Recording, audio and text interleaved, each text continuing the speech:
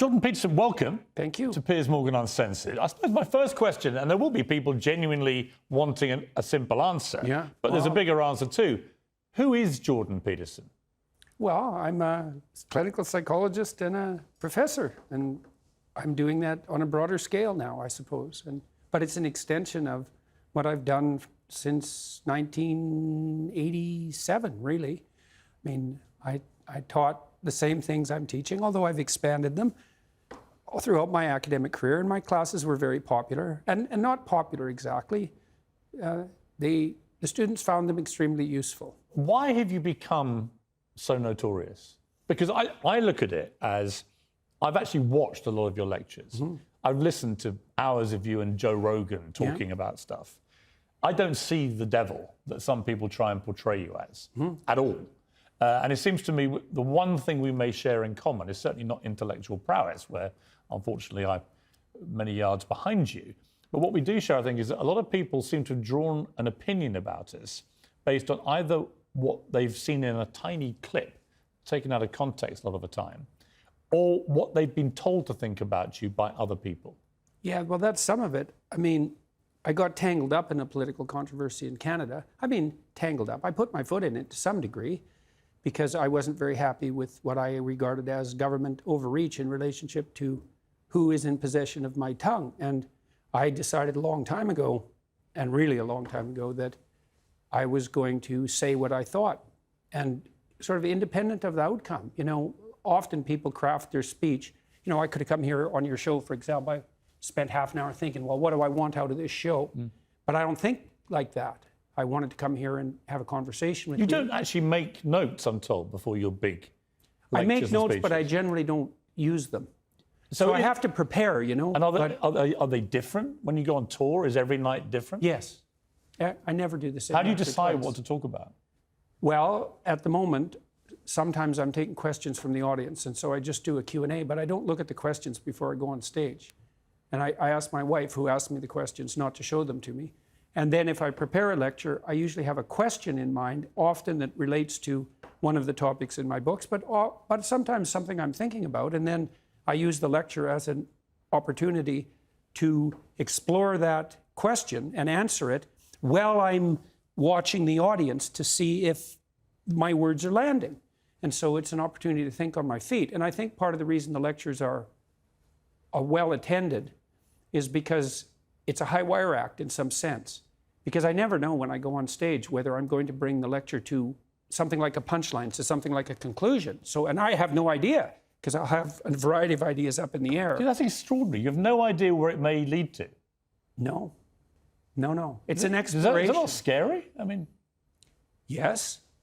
But, you know, there's an idea that the truth will set you free, right? And that's a very strange idea, because you could imagine that I could come here and I could decide there are things I want to do to promote my books, let's say, and I could tilt our conversation towards that, or I could just say, well, I'm going to pay attention to what's going on here, and I'm going to see what happens, and I'm going to say what I think, and then I'm going to assume that whatever the outcome is the right outcome, because it was based on something approximating the truth. Ultimately, what is your goal? What is the point of Dr. Jordan Peterson? What do you hope to achieve through what is now huge global fame? I hope to encourage people. Other than that, I want to see what happens.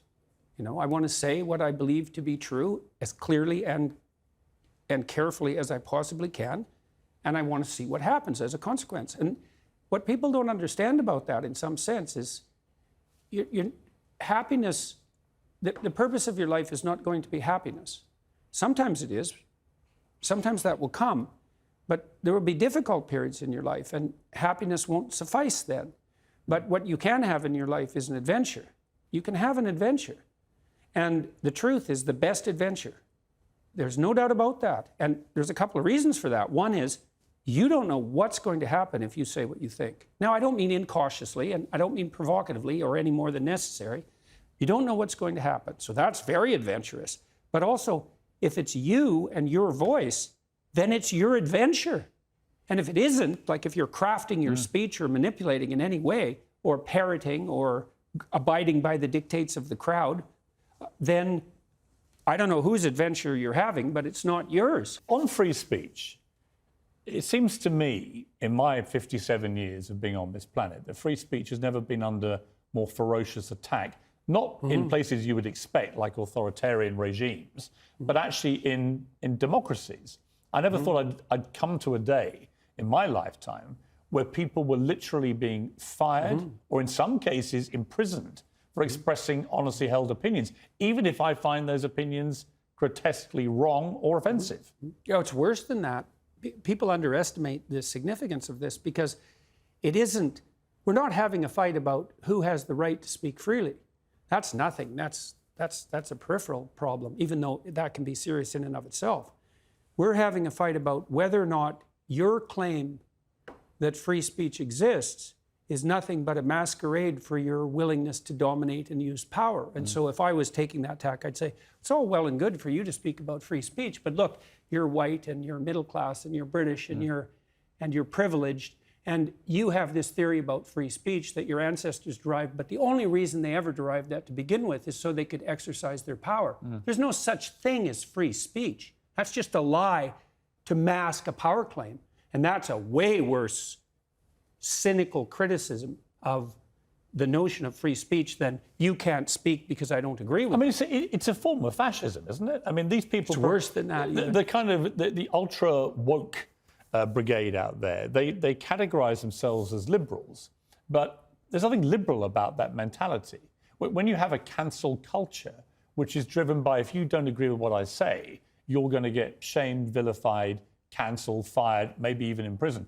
That is actually what fascist regimes do to people, to their populace. Yeah, but the fascists are more straightforward about it because they basically come out and say something like, shut up or we'll beat you. Right. Whereas the compassionate types who are narcissistic compassionate types, they come out and say, well, we're really trying to save the world, you know, and we're acting in everyone's best interest, and we think it would be better if you should just, you know, regulate what you say.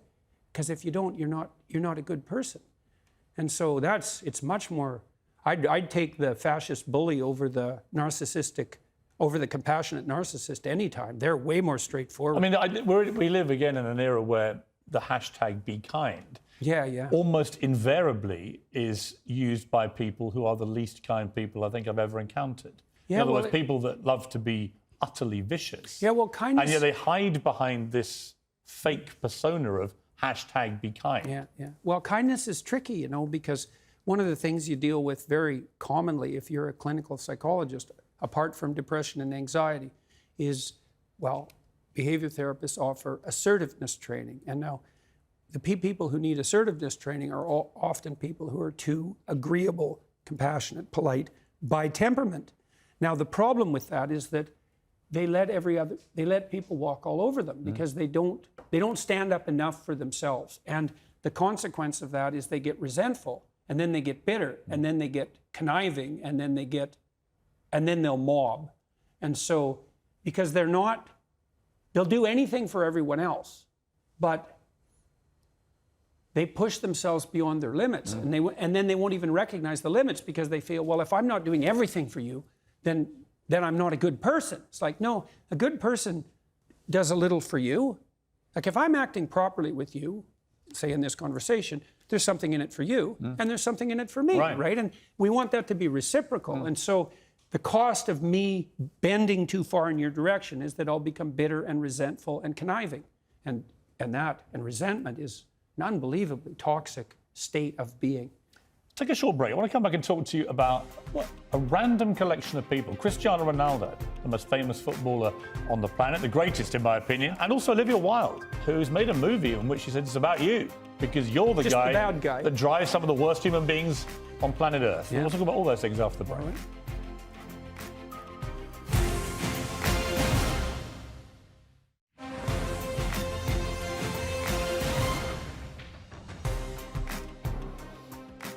Welcome back to this special edition of Piers Morgan Uncensored, one-on-one with Dr. Bernt Peterson. So, a weird thing happened about 2 weeks ago. I was on Instagram and suddenly up popped this picture.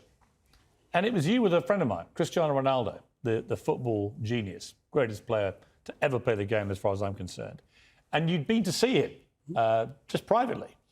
And he was saying how great it was that he'd met you and you'd gone there.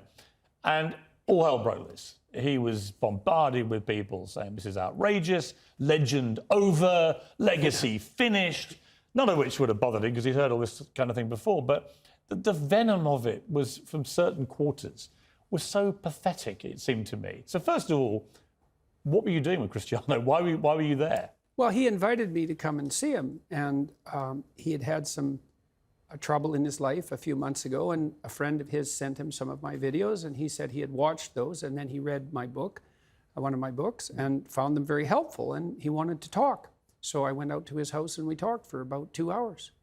And he showed me all his equipment for keeping himself in tip-top condition, and we talked a bit about his companies, but mostly we talked about what he wanted in the future and some of the obstacles that he's facing while pursuing that. And so we had a strategic conversation, I would say, for about, on those topics for about 90 minutes. Were you, in a way, were you the Ted Lasso figure in his life? Well, that's what it felt like. He didn't realize he was missing? Yeah. Well, I think maybe he did realize that he was missing it because he seemed to have found it to some degree in those lectures. And so, and I always like to hear not only what people are up to, but what they want. And one of the things I loved about my clinical practice, which was very much predicated on this, like, well, you're miserable, let's say, and not to say that he was, because he has a good life in many ways, but if you could envision a path forward out of your misery, let's say, to somewhere better, what would that look like?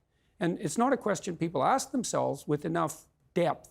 And then, having developed that vision, what are the strategies that might be put in place to make that more likely? And again, not in a manipulative way, but if you had to conduct yourself in the proper manner to bring about this desirable end, or at least to move towards it, how would you organize your behavior? When someone like Cristiano, who, you know, we know what the personal problem was, he'd lost a baby, he and his partner, was incredibly sad for him. And professionally, after that, a lot of turmoil as to whether he was going to stay at his club and so on and so on. It seemed to me, talking to him in the last couple of days after he saw you, he's in a much better place, actually. That's what happens when you hang out with a reprobate like me. Yes, but really interesting to me that so you and he both got criticised for just seeing each other, but actually it was clearly very helpful to him. Well, I hope so. That would be lovely if it was true. It's a weird position, isn't it? There's you, Dr. Bernt Peterson, this guy that comes out of Canada, lecturing students, and then you're at the home of the greatest football player of all time, and you're genuinely helping him. I mean, Ronaldo is known as one of the most mentally strong athletes has ever been. Yeah, right. Not just physically, but mentally strong. And yet he needed someone like you to help him. I find that really fascinating. Well, I don't know if he needed me because he's a pretty competent guy, but you know, you can always, and this is something that very competent people do, you can always improve on the edge, you know? And so his life is very well put together, and he had some trouble, but people do, but we talked a lot about what he wanted, how he wanted his career to end in the most graceful possible manner, and how that might be optimized. And so I hope you told him to sign for Arsenal in the January transfer window. Did you, Jordan? No, I didn't give him. My club? I don't give. I try not to give people advice. But, I mean, I'm curious on that because he's obviously reaching not the end of his career by any means. He's still a world-class player, and he's incredibly fit, so he could play for another 3-4 years perhaps. But what is an end game for someone who's achieved everything in the game? Yeah, well, that's a good question. It's hard for people who have had a stellar career, especially one that's to some degree predicated on youth, to figure out what to do with the rest of their life. Now, he's well set up because he's a very canny businessman, and he has a young family, and he has lots of friends. And as far as I could tell on that front, he's situated himself extremely intelligently. So I think it looks to me like the transition for him is going to be quite smooth. So, but that's a testament to his wisdom because he made sure that his life was founded on more than one dimension of attainment, and that was very wise. And, does it make everyone you feel? should do that. Does it make you feel good that even people like him can find great solace from watching your lectures? Well, all that makes me feel good. I mean, I do think that this is part of the reason I keep going on these lecture tours, is that it seems to be doing people good. So. Let me ask you about kids. By kids, I mean young adults, really, and then into their 20s, trying to form their way through life. one of my favorite movie clips is Rocky Balboa, who's probably the non-intellectual version of Jordan Peterson in many ways, because he said this to his son. He was getting a bit spoiled and entitled and moaning about being Rocky's son and so on. And he says this to him. Let me tell you something you already know. The world ain't all sunshine and rainbows. It's a very mean and nasty place, and I don't care how tough you are, it will beat you to your knees and keep you there permanently if you let it. You, me, or nobody is gonna hit as hard as life. But it ain't about how hard you hit. It's about how hard you can get hit and keep moving forward. How much you can take and keep moving forward. That's how winning is done. Now, if you know what you're worth, now go out and get what you're worth. But you gotta be willing to take the hits and not pointing fingers saying you ain't where you wanna be because of him or her or anybody. Cowards do that, and that ain't you. You're better than that. I love that speech. Yeah, it's good. What do you think of it? Well, that ethos was what lifted up Sylvester Stallone to stardom very rapidly with his first movie. And what do I think about that? I think that young people are literally dying for that message. I mean literally, they're so demoralized. It's just beyond belief. And so one of the things that's been painful about what I've been doing with my wife as we've traveled around the world for the last number of years is to see how desperate people are for an encouraging word. Let's take a break and find out what that encouraging word should be. I want to know why a lot of young people are very anxious about life. Why is that, and what's the best way for them to come through it? Yep. We'll deal with that after the break. More from Jordan Peterson in a few minutes.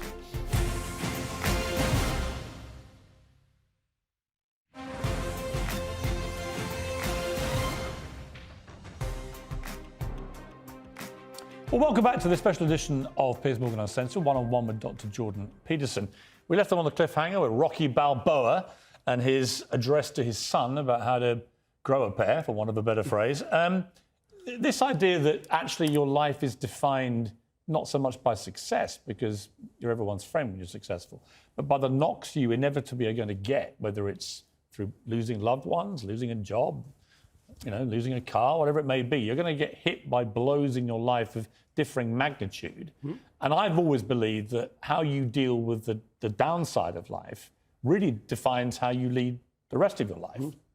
Well, the clip is very interesting because it starts out with the admission that life is brutally difficult and sometimes unbearably brutally difficult. And you can see the progressives playing with that notion. It's warped into this sense of victimization, but it does reflect some understanding of the underlying tragic reality of life.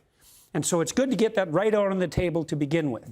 Say, well, you're miserable, you have your reasons, and they might be deep reasons. But if you let the misery demoralize you and make you bitter and cynical and cowardly and make you withdraw, then first of all, that's a failure in the highest sense on your part, and all it's going to do is make everything worse.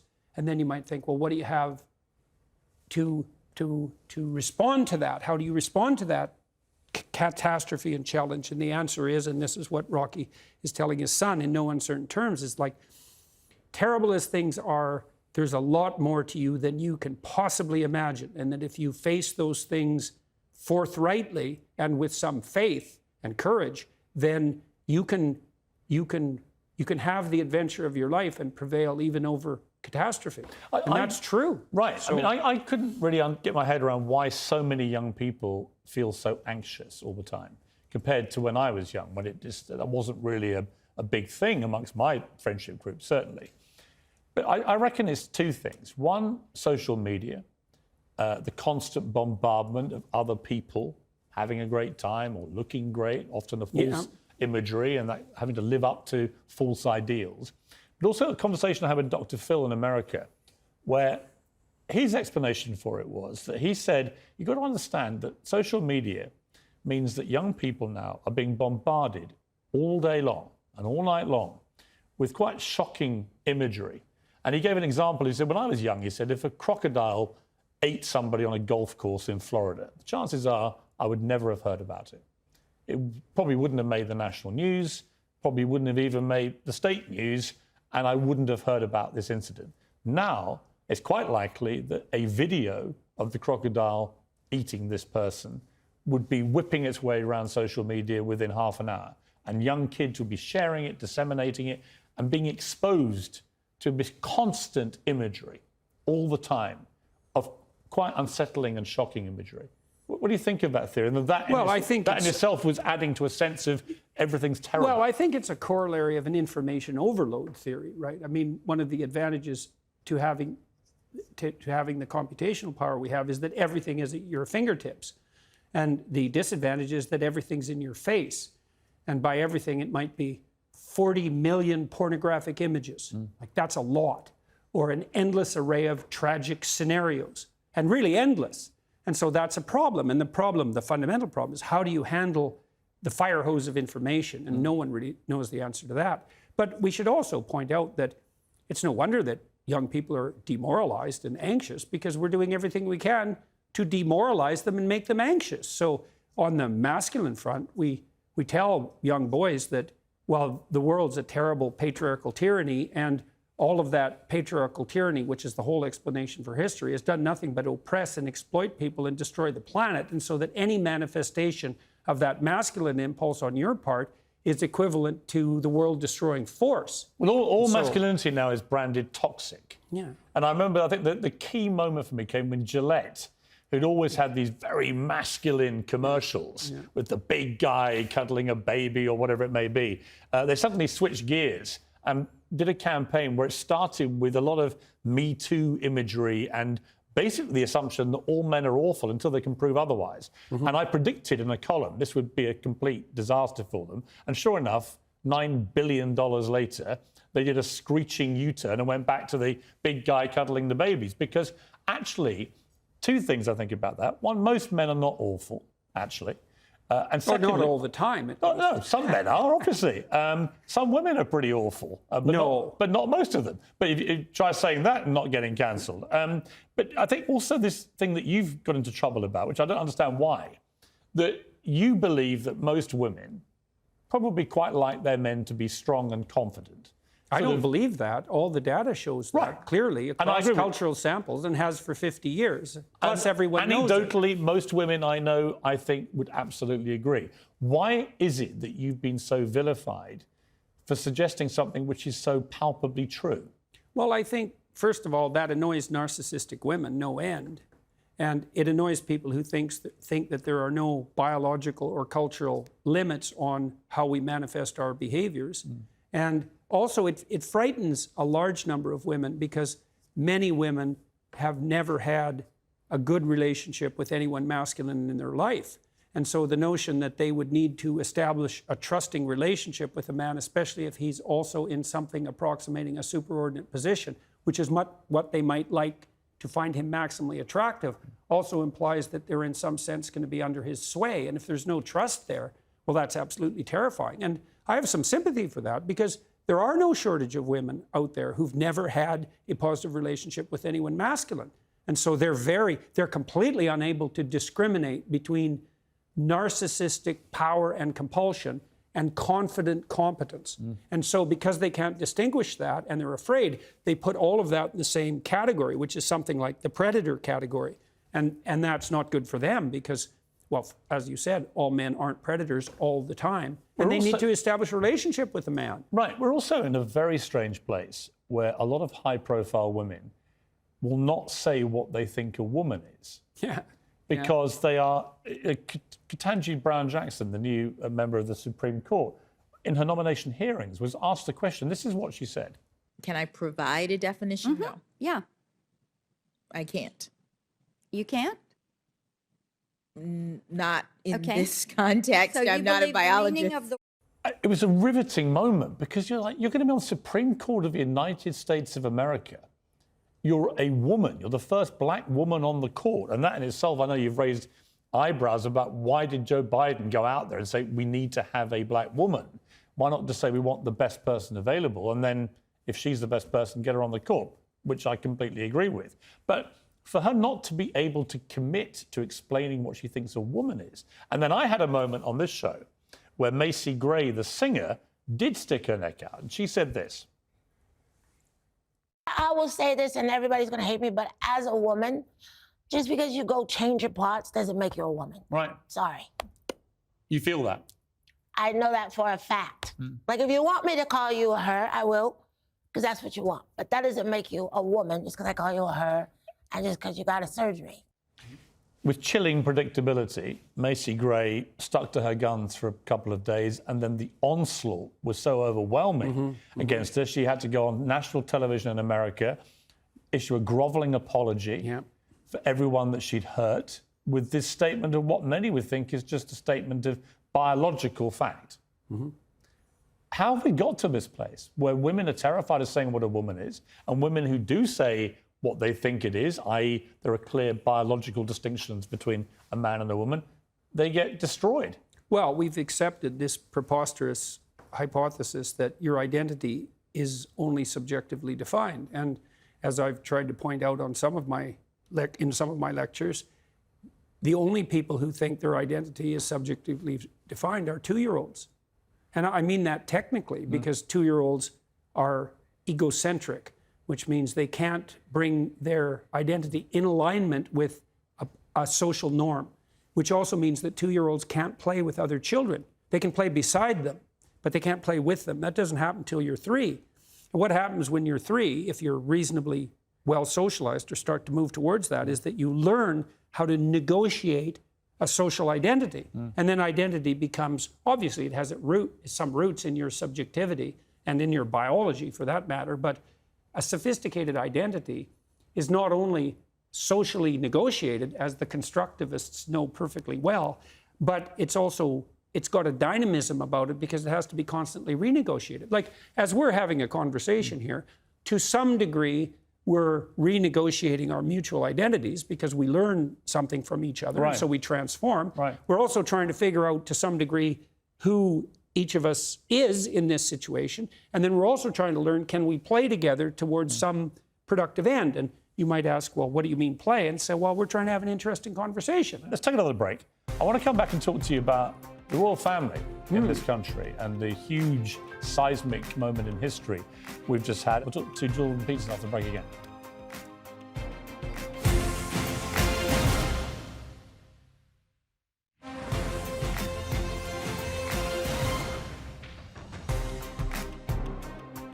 Welcome back for my final part with Dr. Jordan Peterson. The royal family and the death of this great queen and the extraordinary outpouring of love and respect, not just here, but around the world, actually. Biggest event of its kind I think I've ever seen. What did you make of it? What do you think of a monarchy in the modern age? Is it survivable?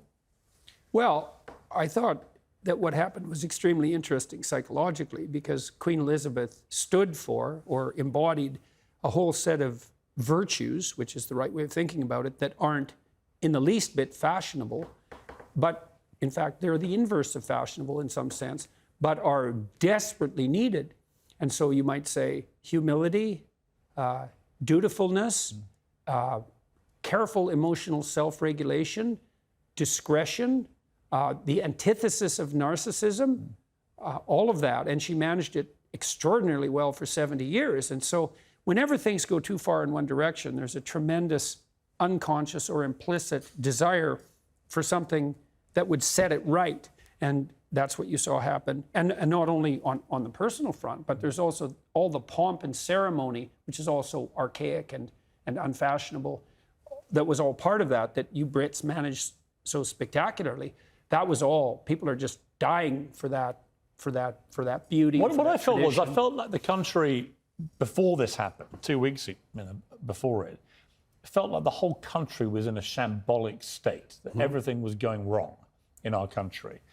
And in a way, the death of the Queen unified us in a way we hadn't been for a long time, certainly since Brexit.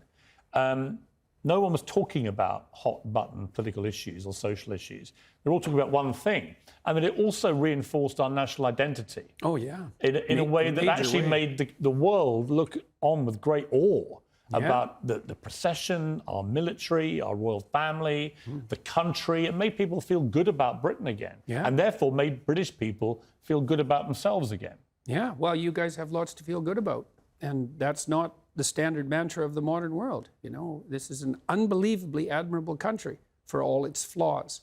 And so, what do you find admirable about us? English common law, the tradition of free speech, sardonic and self-effacing humor that's so much a part of the culture, our ability to queue for 13 hours to politely see a woman lying in state who's not even a member of our family. Right. Well, and to do resilience, right? Well, and to do that peacefully, and to do that in a spirit of mutual goodwill, and come to a place like London. It's unbelievably ethnically diverse, and yet it functions extraordinarily well. And what are your best traits, and what are the worst traits of Dr. Jordan Peterson? Well, I think that it's been difficult for me to optimally regulate my irritation at times over the last few years. And I'm trying to get that right, to figure out what the right, because a lot of things that have happened have outraged me. And then I'm not exactly sure what emotional tone to take as a consequence of that outrage. And that's a very complicated thing to figure out. And that's been exacerbated, that problem, by the fact that my family and I have been the targets of very conniving and attacks and underground attacks, and that isn't stopping. I mean, another time when your wife was fighting a deadly cancer. Yeah, and my daughter was sick, and so was I. So so it's very difficult to regulate your temper properly under those circumstances, let's say, and so I don't imagine. Where have you most improved yourself, do you think, as you've got older? I get better and better at listening, you know, and I'm better and better at finding my way forward with the words that I choose. And it's just a continual, in some sense, incremental expansion. I probably got better too at seeking out corrective information. So, for example, I got banned from Twitter recently for making a statement that I don't regret, by the way. But I had a friend of mine, two friends of mine, grill me, and I put that on YouTube. It's called Mean Tweets. It was an hour and a half, I said. And both of them are very, very smart people. One of them's more liberal than I am, I would say, but a very good advocate for that liberal position. And I said, well, let's hash this out. There's some things I've said that have made people angry, and you think I made them unnecessarily angry, and that I was unnecessarily harsh in my tone. Did they change your mind? They changed my approach. You know, because one of the things I decided was that I would try to be equally judicious in my words, but that I would use a calmer and more measured tone. And I don't mean use instrumentally. I mean that I would attempt to make the effort to take as much unnecessary emotion out of the statement as possible. And so I started to do that in some of my more recent videos. I mean, I tried to do that before. I think part of the reason that my interview with Kathy Newman went well was because I kept my head. Yeah. And I didn't get irritated. I had a I mean, she's a good friend of mine, and I watched it with great interest because I felt like you were slightly on parallel lines. And that maybe she would do that interview differently if she had her time again. Actually. I think that's highly possible. Yeah. So yes, I changed my approach quite dramatically. And what happened was that I read a Telegraph article I recently published about Deloitte, and it was a very cutting article. And I was really worried about publishing it because I think it was the most cutting article I've ever written. And I read it on YouTube very, very calmly and carefully. And what happened was the response was much more positive and much less negative. So there was no downside to it. So people didn't say, some people said, I think that I liked your tone when you were more aggressive, especially on issues like this. But by and large, it worked even better because I could be careful in what I was discriminating. And then to ally that with calmness actually made it more potent rather than less. And so that was very interesting. And I mean, we had a very serious discussion about this, my friends and I. I had a lot of people with me in Miami when this was happening, across the political spectrum. We had a very healthy debate for a couple of hours about whether or not I had gone beyond some reasonable limit in the way I was conducting myself, say, on YouTube and Twitter. And some people were very strongly advocating for more of what I was doing and even harsher. And others were saying, well, you're alienating people that you could otherwise communicate with unnecessarily. See, it's interesting about the listening. Like one of my sons, two of my sons have come today because it's one of the listen to this. Very unusual. One of them's not even been to the studio before. So he just said to me, I said, give me some advice. You know, you love Jordan Peterson. What's the advice for the interview? He said, just listen more than you normally do. So I've tried hard to ask a question and let you answer. Right. And so I'm work in progress. And I've been interviewing people for 35 years. But I do think the listening, as I've got older, I felt the same thing. That Yeah, it's a real skill, man. Listening is a powerful tool, actually. Oh, yeah. Well, there is nothing that people like more and need more than to be listened to. You know, and that's partly why the left clamors all the time. You know, it says, look, there's all these people who aren't being listened to. It's like, there are a lot of people who aren't being listened to. They're absolutely right. There's no doubt about that. And I've dealt with people who were extraordinarily marginalized, so to speak, in my clinical practice. And some of those people, to straighten out their minds, they need like 10,000 hours of listening. Because no one, and I mean this literally, I've had people in my clinical practice, no one ever listened to them their whole life. Yeah. And so when they start talking, they're all over the place, they're disorganized, they're hyper emotional. Having met me now for an hour, what would your initial clinical diagnosis be?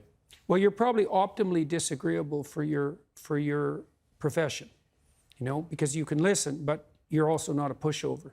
And that's a very fine line, right? Because if you're too assertive or aggressive, then you get domineering. But if you're not enough, then you're a pushover. And this was also the case with Kathy Newman. She's quite disagreeable, and that's a masculine trait, by the way. And it was one of the things. But I think she'd gone into it in a way. So how we started the interview, she'd gone into it, I think, with a preconceived idea of what you would be like, and sort of stuck to that. Yeah. She's actually a very skillful journalist and interviewer, and I was surprised the way that interview went when I was watching it. And I think it was because she just had an idea of what she thought you would be. Well, I think she also had an idea of what the optimal outcome of the interview might be. And I think a lot of the journalists who've gone after me in some sense have that. They think, there's part of them that thinks, I'll be the person that finally exposes him for what he is. Yeah.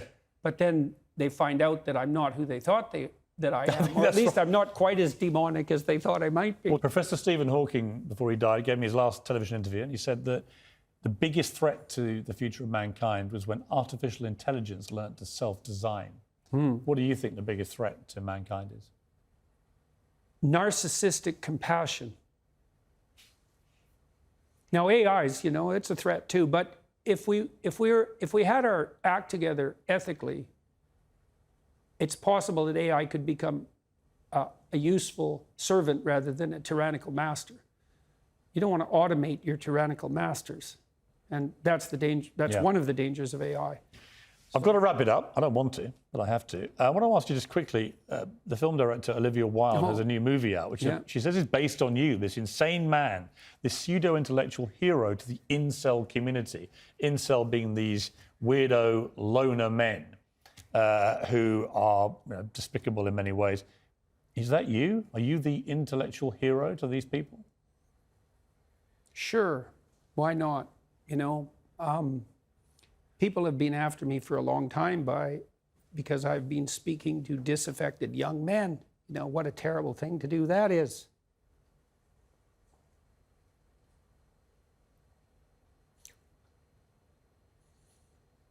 I thought the marginalized were supposed to have a voice.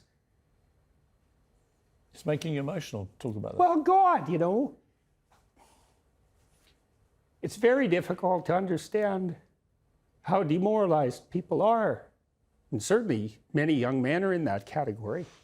And you get these casual insults, these incels. What does it mean? It's like, well, these men, they don't know how to make themselves attractive to women who are very picky, and good for them. Women, like, be picky. That's your gift, man. Demand high standards from your men. Fair enough. But all these men who are alienated, it's like they're lonesome and they don't know what to do, and everyone piles abuse on them. When she said that, Olivia Wilde, it stung you, didn't it? I saw the reaction. By reaction. that time, you know, that as far as critiques go, that was kind of low level. I mean, once I got painted as Red Skull, you know, magical super Nazi, that was kind of the end of the insults. There's no place past that.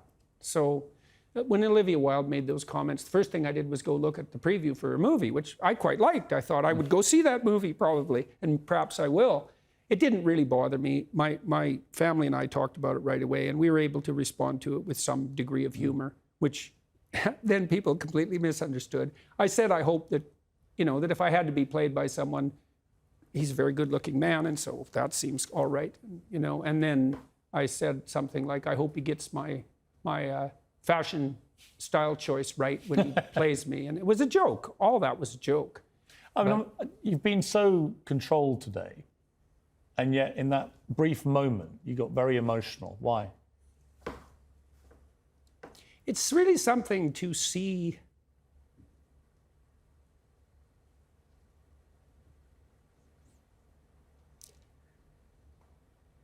constantly how many people are dying for lack of an encouraging word.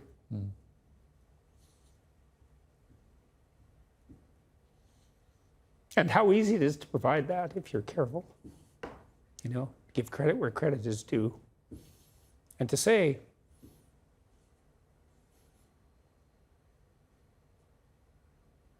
you're a net force for good if you want to be. Do you believe you're a net force for good? Net, yes. In all the details, probably not. No one's perfect. So people make their mistakes as they stumble uphill. Jordan, it's been a fascinating interview. Thank you very much. Thank you. You've got this new box set out. Yeah, I'm pretty happy about that. Jordan B. Peterson, 24 Rules for Life and Beyond Order. Fascinating books. They've sold how many millions now?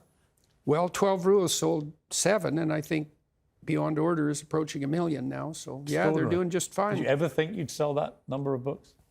I never thought any of this would happen, So yeah, I knew when I was teaching at Harvard and at the University of Toronto that some of the things I was teaching were revolutionary. I was surprised that I got away with it, let's say, as long as I did. And so there's a way in which it doesn't surprise me. And I wouldn't say that's because of the brilliance of my ideas. It's because I'm good at communicating ideas, but the ideas that I've been developing, they're ancient ideas. They're the oldest ideas we have in some real sense. So they have a power. Right, absolutely. And just finally, you're healthy, you look healthy. Pretty good. And much better. Your wife's doing a lot better than she was? She's back better than she was before even, and my daughter's not ill either, so fancy that. I mean, that's an amazing turnaround from where you were. That's for sure, man. It was pretty brutal. Yeah. For a long time. Yeah. My wife almost died every day for 7 months. So. I'm very glad for you. Thank you, sir. I really am. And it's been a really fascinating interview. Appreciate the time. Come back. It's a pleasure to see you. I feel like we've got a million more things I could talk to you about, which I'm sure everyone thinks that when they talk to you. Well, that's a good thing to have happen during an interview. Jordan, thank you. You bet, man. Well, an extraordinary interview with an extraordinary character. Whatever you think of Jordan Peterson, you can't listen to that and not be enthralled, captivated, maybe challenged, maybe you don't agree with him. I'm not sure he minds if you disagree with him. That's the whole point. It's about stimulating ideas. It's about challenging what you believe, evolving, as we both do as we've got older.